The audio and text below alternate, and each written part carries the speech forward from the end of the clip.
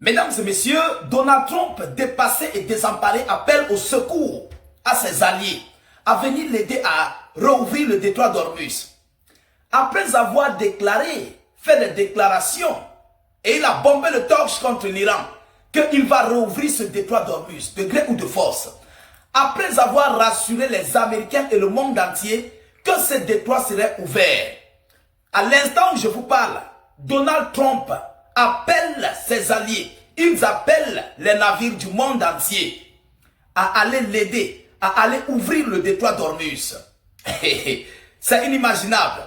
Mesdames et messieurs, partagez-moi cette vidéoconférence. C'est-à-dire, la faiblesse américaine ne dépasse pas ça.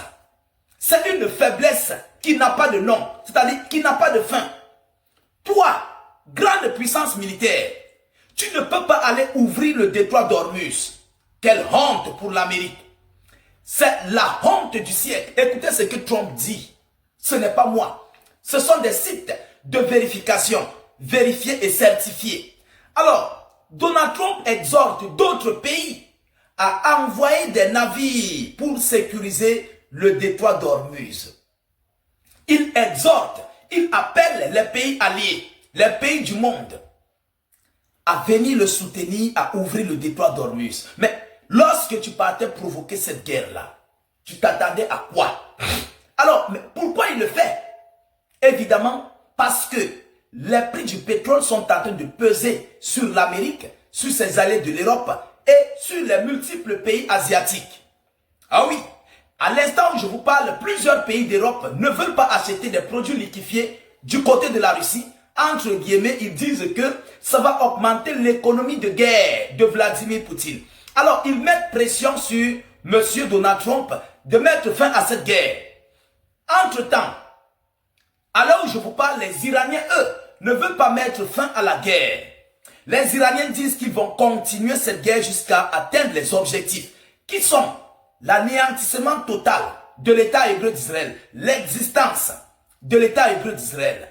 Alors, en d'autres termes, les Iraniens et leurs alliés de la sous-région voient plus loin d'éradiquer et de raser Israël, de la rendre totalement faible pendant une période au moins de 100 ans, si possible, l'envahir sur une voie terrestre. Alors, M. Trump, quant à lui, voit que la situation devient difficile. Ce qu'ils ont préparé a échoué et l'Iran est passé à une guerre vraiment incontestable. Écoutez ce qu'il dit, mesdames, mesdemoiselles et messieurs. Partagez-moi la vidéoconférence dans tous les groupes. Le monde doit comprendre ça. Je répète, le monde entier doit comprendre cette déclaration de Donald Trump. Il dit quoi? Donald Trump exhorte d'autres pays à envoyer des navires pour sécuriser le détroit d'Ormuz. C'est une preuve de faiblesse. Il faut qu'on se dise les réalités. La grande puissance militaire au monde. Donald Trump a exhorté ce samedi d'autres pays à envoyer des navires de guerre pour sécuriser le détroit d'Ormuz, qui est de facto bloqué par l'Iran. De nombreux pays vont envoyer des navires de guerre en coalition avec les États-Unis d'Amérique pour maintenir le détroit ouvert et a écrit le président américain sur son réseau social Truth Social. En réalité, Trump a compris que le détroit là, c'est dangereux pour lui. Il faut les autres pays pour venir dans cette guerre. Mais qui va oser entrer dans cette guerre? Trump a déjà compté le nombre de navires qui ont été détruits. Et ils ont essayé d'entrer là. Ça n'a pas réussi. Donc aujourd'hui, il y a des difficultés. N'est-ce pas, ils ont dit qu'ils ont des sous-marins. Ils ont les gars de la marine qui peuvent nager. Allez donc désamorcer sans voie. Vous allez prendre là. Alors, il dit quoi? Nous avons déjà détruit 100% des capacités militaires iraniennes. Mais il leur est facile d'envoyer un ou deux drones de largeur, une mine ou de lancer un missile à courte portée quelque part le long ou dans cette voie navigable, a souligné Donald Trump. Donc il veut s'expliquer. Voilà la raison pour laquelle il appelle au secours. Bon, si toi, en tout cas, sois sérieux, si toi, la plus grande puissance militaire au monde, avec tous les stratèges de guerre que tu as envoyés à l'OTAN, si tu ne peux pas Toi, en tant que grande puissance militaire. Donc, ce sont tes enfants qui vont pouvoir le faire. Tes alliés européens. Parce que les Asiatiques, là, ils ne peuvent rien dans ça. Ils ne peuvent rien. Les Européens, là, eux aussi, ils ont besoin d'ouvrir le détroit d'Ormuz. Mais c'est gâté sur eux. Bon, si toi, l'Amérique, tu fuis dans l'affaire, là, c'est pour que nous, on doit faire comment? C'est pour que nous, là, on doit faire comment? Mesdames et messieurs, ils vont lire leur.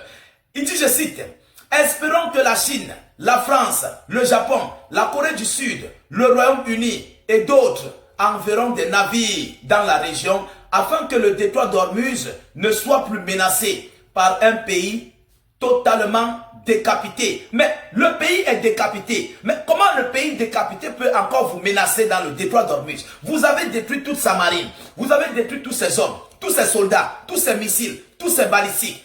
Mais comment ce pays-là est encore si colossime et féroce jusqu'à ce qu'elle maintienne et impose son respect à la plus grande puissance militaire au monde? Alors en réalité, Trump n'a rien fait. Il n'a rien fait sur l'Iran. Je vous avais dit, les Iraniens ont vidé tout leur entrepôt sur, je dis bien sur terrain, pour les envoyer dans les entrepôts souterrains. Ils ont laissé des bâtiments vides dans les surfaces.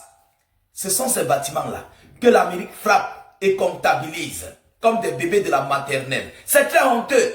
C'est une honte totale pour l'Amérique. Trump a échoué la guerre et il est en difficulté. Il a plongé ses alliés européens dans une difficulté. La Russie a beaucoup de pétrole et de gaz. La Chine a le pétrole et le gaz. Vous comprenez? La Corée du Nord reçoit du pétrole et du gaz. C'est ça la réalité. Sinon là, les pays européens n'ont rien.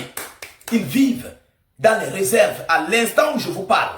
Donc, lorsque les réserves vont s'épuiser, la machine de guerre européenne serait affaiblie. Parce que c'est à base du pétrole que les industries de guerre militaires tournent. À base du pétrole, de l'énergie, on appelle de l'énergie, que ça fonctionne. S'il n'y a pas ça, arrêt total des usines militaires. Je dis bien, je répète, arrêt total des usines militaires. Ils ont au trop 3 mois. Tout serait en arrêt. Il y aura une faim qui va exploser dans le monde. La famine. Pourquoi? Même les grandes entreprises vont commencer à arrêter, ils vont fermer. Beaucoup fonctionnent avec le gasoil. Il y a beaucoup on appelle comment? Il y a beaucoup d'entreprises qui fonctionnent bien sûr avec les centrales nucléaires.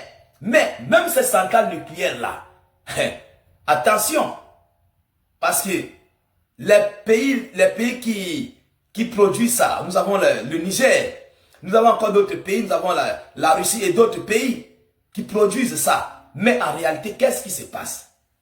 Beaucoup de pays vont refuser de les vendre ça, pour les mettre à plat. Vous comprenez? Donc alors là, c'est la guerre.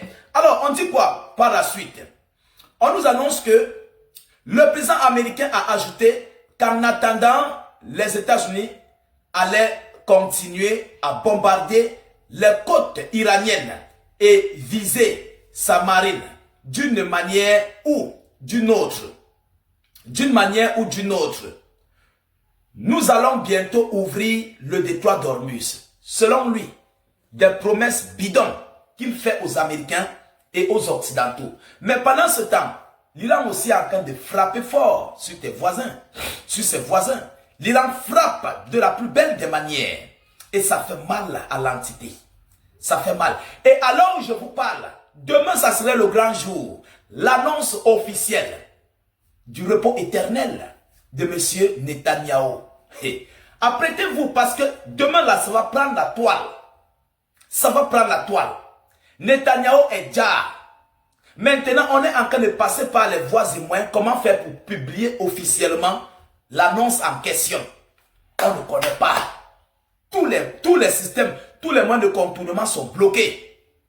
On ne connaît pas par quel moyen. Et aujourd'hui, comme le gars est déjà, il cherche comment mettre terme à cette guerre. Ce n'est pas aujourd'hui qu'il est déjà. Ce n'est pas aujourd'hui. Rappelez-vous le jour où Donald Trump a refusé de parler aux journalistes. Lorsqu'il est descendu de son hélicoptère. C'était le jour-là. Il a été frappé gaillardement. Ouais, il a été frappé proprement. On cherche comment on va publier l'annonce. Et si vous constatez bien, il y a le pays qu'on appelle l'Allemagne qui appelle Israël et le Liban à négocier parce qu'ils savent que l'invasion du Hezbollah libanais sur Israël serait totalement de taille. Vous comprenez? Ça serait de taille.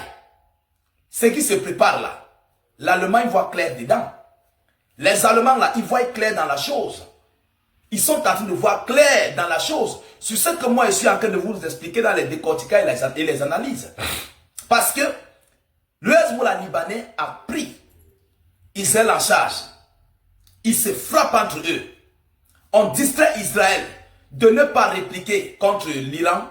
On distrait Israël concernant ce système anti-aérien. Pendant ce temps, lorsque l'Iran frappe, ça prend ses cibles pour de vrai.